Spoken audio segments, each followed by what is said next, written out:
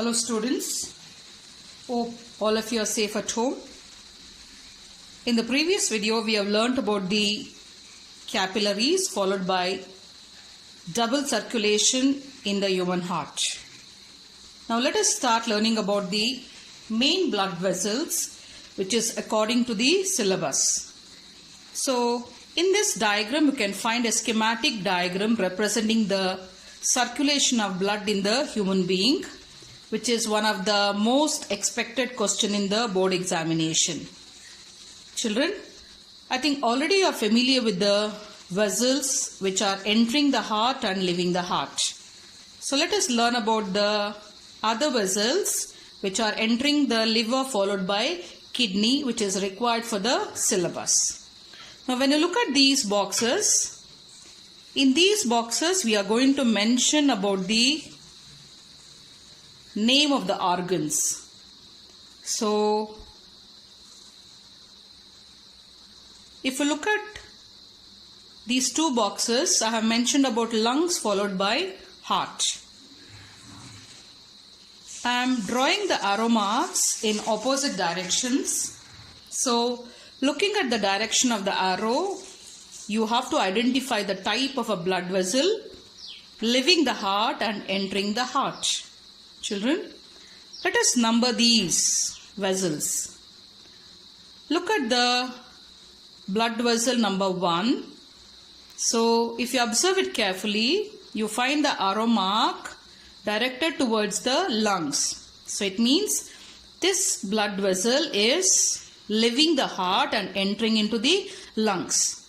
So definitely number 1 is the pulmonary artery. So number 1 is the pulmonary artery. Already we have learned in the earlier video, pulmonary artery carries deoxygenated blood from heart to the lungs for oxygenation. How about 2? Number 2 is the pulmonary vein. You can find that the head of the arrow is towards the heart from the lungs. So definitely number 2 is the pulmonary vein, which brings the oxygenated blood from lungs to the heart. Let us draw the arrow mark to the other blood vessels. If you observe, this is a blood vessel which is arising from the heart. Let me number it as 3. Yes children, can you guess what is number 3? Number 3 is aorta. Since it is emerging from the heart, moving towards the other parts of the body, so number 3 is aorta. So what is the function of aorta? Aorta arises from the left ventricle, carries oxygenated blood to all the parts of the body. Yes, so you can see that aorta is moving downwards, which starts branching out, entering into other parts of the body. Now, let me name the organ in this box. So the organ in this box, I have written it as a liver. So let me number this as 4. Yes children, can you guess what type of blood vessel is this? So since the aorta is moving downwards, this is an artery which is arising from the aorta. So this artery is moving towards the liver.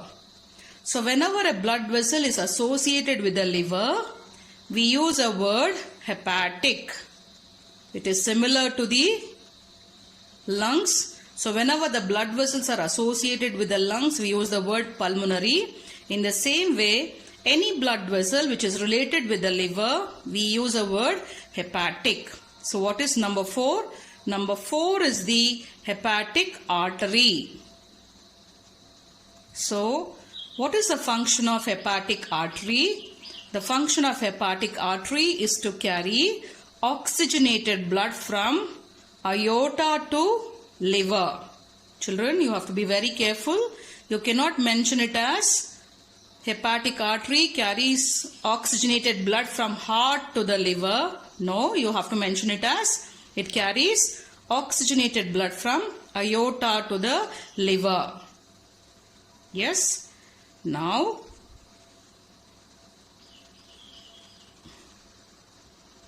let me number this as 5.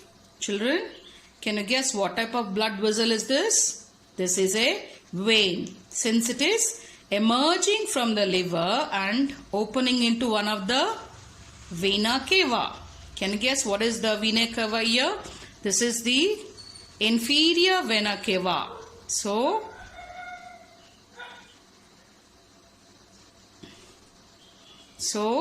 number 6 is the inferior vena cava. What is 5?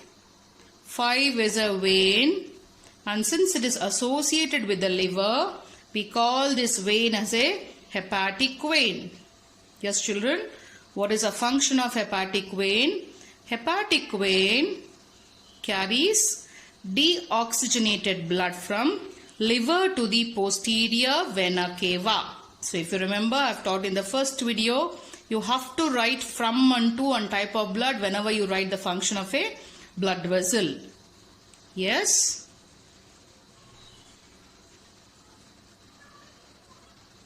In this box, I am mentioning the word as intestine, and in the last box, I am mentioning the word as kidneys. Yes. Yes. What is number 7? You can guess that it is again a artery which is arising from the aorta and entering into kidneys. So one more word that you are going to use when it is associated with the kidney. We use a word known as a renal. So any blood vessel which is associated with the kidney, we have a word known as a renal. So since it is a artery entering into the kidneys, we name it as a renal artery. So what is the function of renal artery? Renal artery carries oxygenated blood from aorta to kidneys. Then, can you guess what is 8? Yes, 8 is definitely a vein, and we name this vein as a renal vein. So what is the function of renal vein? The renal vein carries deoxygenated blood from kidneys to posterior vena cava. Yes, children. So these are the blood vessels we are going to learn as per the syllabus, and we are yet to learn one more blood vessel, that is number 9. So what is 9? Which I am going to teach you now. Actually, 9 is known as a hepatic portal vein. So what is the meaning of hepatic portal vein? We know the word hepatic artery and hepatic vein, but in between the hepatic vein, hepatic and vein, there is a word known as a portal. So let us learn about hepatic portal vein. Yes, children, if you look at these flowchart, in the earlier videos, we have learned that whenever there is a general circulation of blood from heart to different organs of the body, we have such movement of blood in the entire body. So first, blood from the heart enters into the artery. From the artery, you know that it enters into the arteriole, which I have taught you in the previous video. From the arteriole, at the end of the arteriole, we find the capillaries.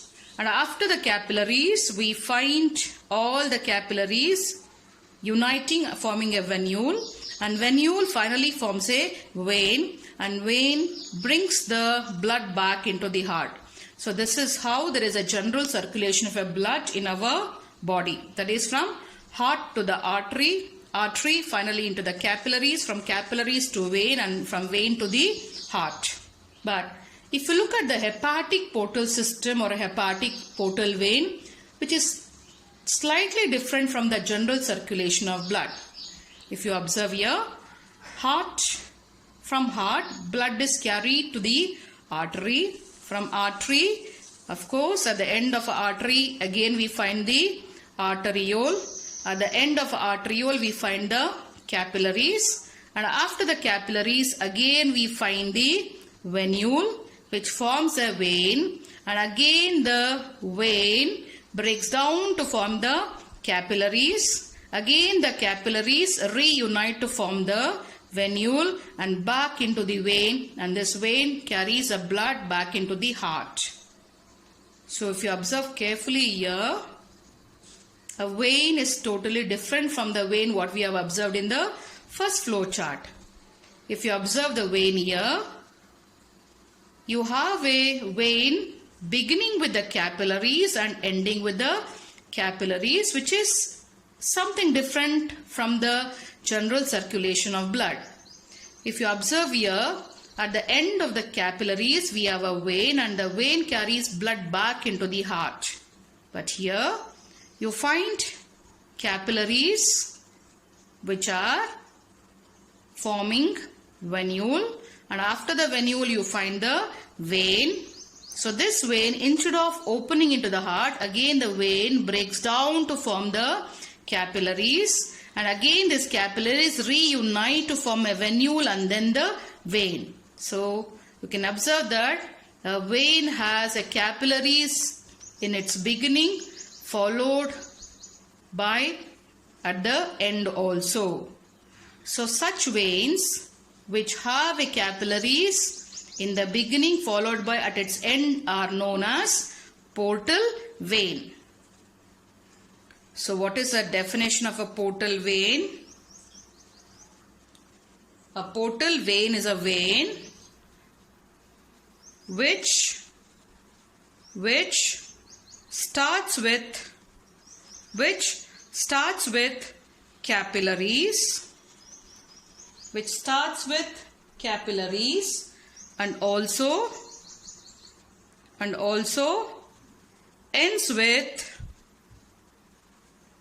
ends with capillaries. Yes, let me repeat the definition of a portal vein. A portal vein is a vein which starts with the capillaries, and also ends with the capillaries. So let us learn about the hepatic portal system.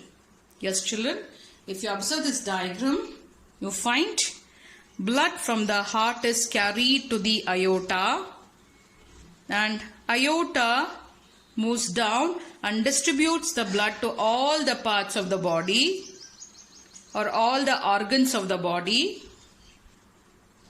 Yes, but if you carefully observe, as we have learned in the earlier schematic diagram, this is a hepatic vein which carries blood from liver to the posterior vena cava. This is the renal vein which carries blood from kidney to the posterior vena cava. But if you observe these organs such as stomach, small intestine followed by large intestine, these organs do not pour out their blood into posterior vena cava. Yes children, carefully observe. If you observe the liver, from the liver we find the hepatic vein which is pouring out the blood into posterior vena cava. In the same way, the renal vein arising from the kidney pours out the blood into posterior vena cava. But look at these organs such as stomach, small intestine and large intestine.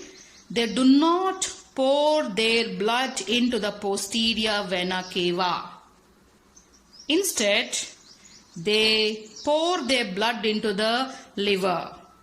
So thus you can say that in between stomach and intestines followed by liver, so in between these organs we have a hepatic portal vein. So we find the hepatic portal vein between stomach and liver, large intestine, small intestine and the liver. So If you carefully observe, I am drawing the capillaries inside the stomach, capillaries inside the small intestine, capillaries inside the large intestine. So these capillaries, they unite to form the vein. Both the veins form a common vein, and this common vein is known as a hepatic portal vein. As we have just learnt the definition of a portal vein, if you observe carefully, we find the capillaries in the large intestine, capillaries in the small intestine, capillaries in the stomach. So all these capillaries, they unite to form the venule, which again progressively form a larger vein, and we call this vein as a hepatic portal vein. And this hepatic portal vein, as it enters into the liver, again it branches out to form the capillaries, right? So after forming the capillaries, again the capillaries reunite to form a hepatic vein. Yes, children? So if you observe, as per the definition, a portal vein is a vein which starts with the capillaries and ends with the capillaries. So hence we name this vein as a hepatic portal vein. What is the importance of the hepatic portal vein? Why the stomach and intestines do not pour their blood into posterior vena cava.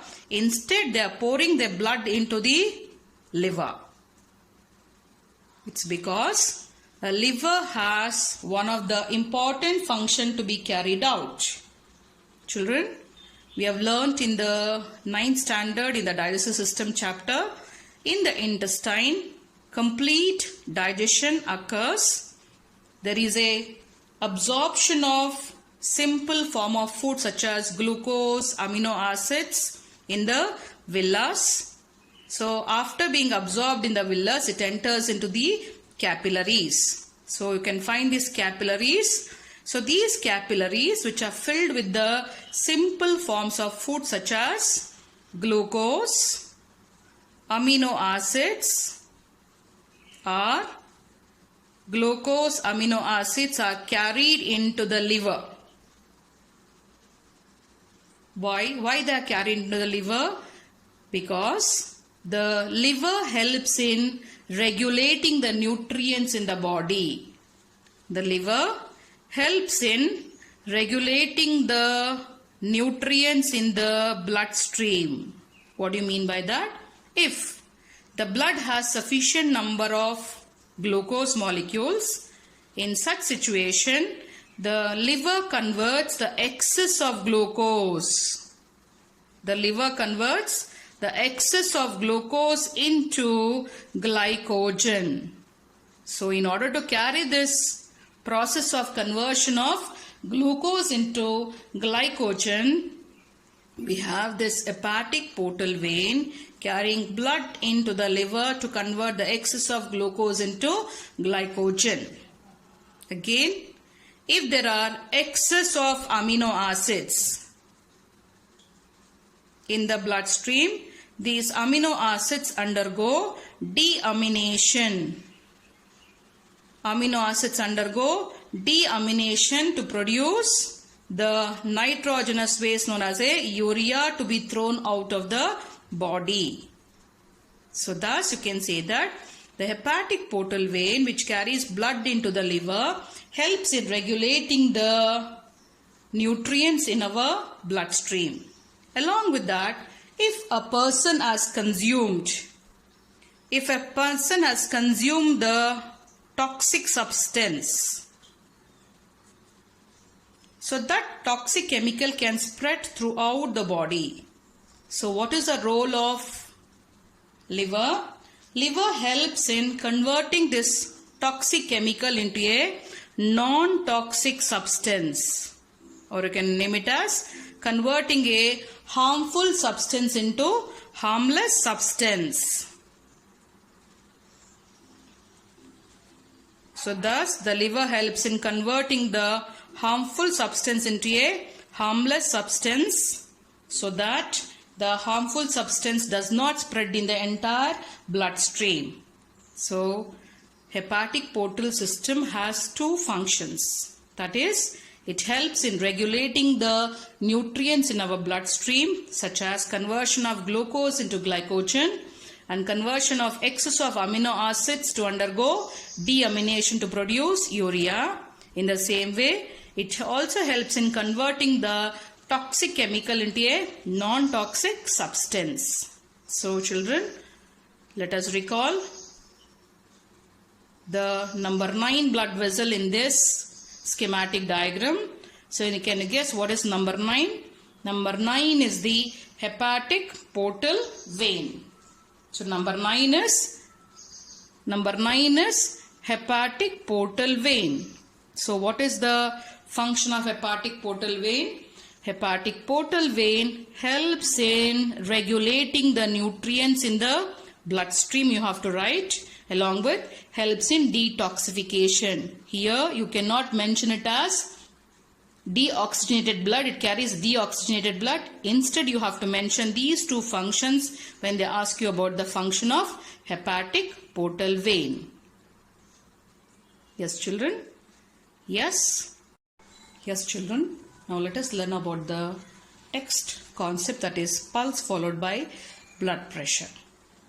Children, what do you mean by pulse? In fact, one can measure the heartbeat even in the absence of stethoscope with the help of a pulse.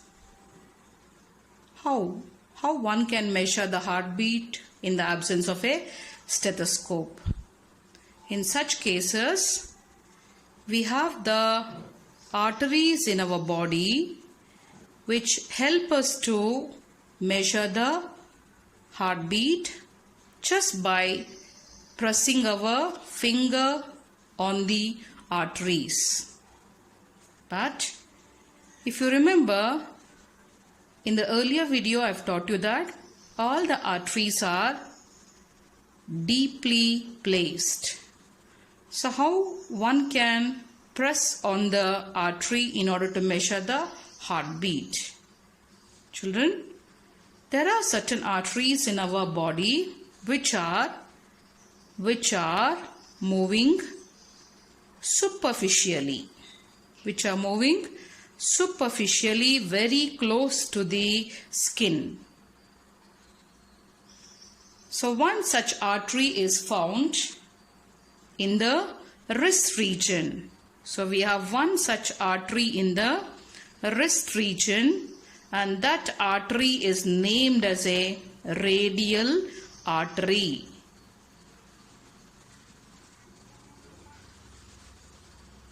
So since the arteries, as we know that, they have a thick elastic muscular walls.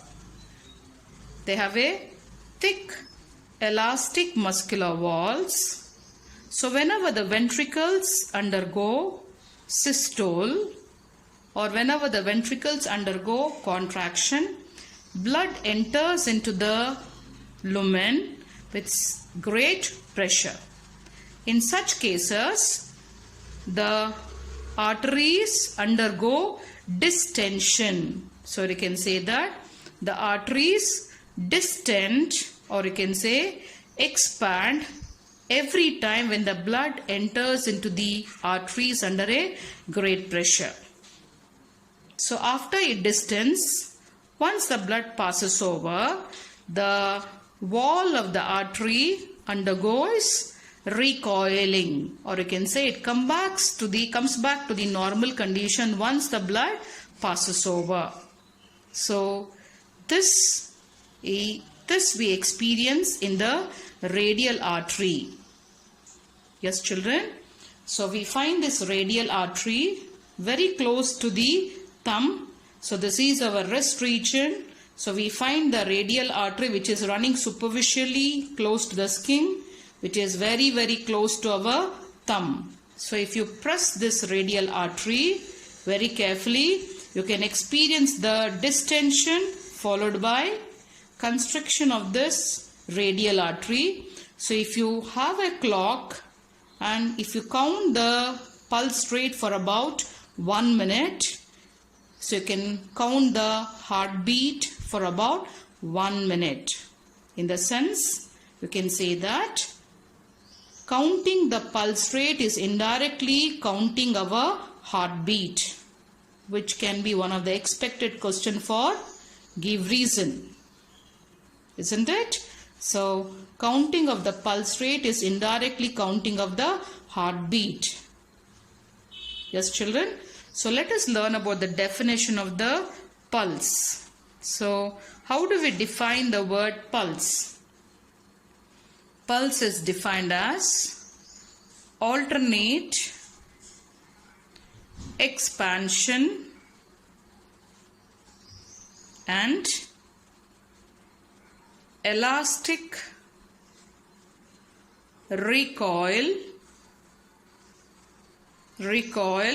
of the wall of the artery during ventricular systole. Yes, children. So this definition has to be learned as it is. Yes. Let us learn the meaning. So how do we define the word pulse? Pulse is defined as alternate expansion. So what is the meaning of an expansion? The artery undergoes distension whenever the blood enters into the artery. So once the blood passes over, the wall of the artery recoils. So hence we call it as a elastic recoil of the wall of the artery, which occurs when the ventricles undergo contraction. So let us repeat. How do we define the word pulse? So which is expected for about 1 mark and it has to be learnt as it is. So how do we define the word pulse? Pulse is the alternate expansion and elastic recoil of the wall of the artery during ventricular systole. Children, now let us learn about the blood pressure. As we know that, again inside the artery, we experience the pressure of the blood. So, how do we define the blood pressure? So, blood pressure is nothing but it is a pressure exerted by the blood. It is the blood pressure is the pressure exerted by the blood on the wall of the arteries while flowing through them. So how do we define the word blood pressure? So blood pressure is the pressure exerted by the blood on the walls of the arteries while flowing through them. Yes, children. Blood pressure has 2 limits. It has 2 limits. So the first limit is known as a upper limit or also known as systolic pressure. So when do we measure the systolic pressure? So whenever the ventricles undergo contraction, so blood enters into the respective arteries with so much of force, what do we call it as a systolic pressure. And the systolic pressure has a range from 100 to 140 mm of mercury. Whereas the blood pressure has one more limit known as a lower limit. What do we call it as a diastolic pressure? So when do we measure the diastolic pressure? We measure the diastolic pressure whenever the blood has passed over or when the ventricles are undergoing diastole, and it has a range from 60 to 80 mm. Yes, children. So whenever you consult the doctor makes use of a device to measure your blood pressure. So we call that device as sphygmomanometer. So with the help of a sphygmomanometer, he checks your blood pressure, and whenever he records your blood pressure, he writes one particular number in the numerator and the other particular number in the denominator. So whatever he writes in the numerator, it is the systolic pressure. Whatever he writes in the denominator is the diastolic pressure. So here, children, you have seen that I have written 120/80. This is the blood pressure of a normal adult person. So, in case if the blood pressure, or you can say the systolic pressure, is greater than 140, or it is the diastolic pressure is greater than 90, in such case the person is said to be suffering from high blood pressure, or known as a hypertension. So what is the meaning of a hypertension? So whenever a blood pressure exceeds, or it is more than 140/90, the person is said to be suffering from hypertension. So thus you can say that the blood pressure has two limits, known as a systolic pressure followed by diastolic pressure. So these are the ranges for the systolic pressure, that is 100 to 140 mm, followed by diastolic pressure between 60 to 80 mm. Children, go through all these videos carefully. You have the photocopies for all these concepts. Read thoroughly and revise several times. That makes your learning easier. So be at home. Take care, children. Thank you.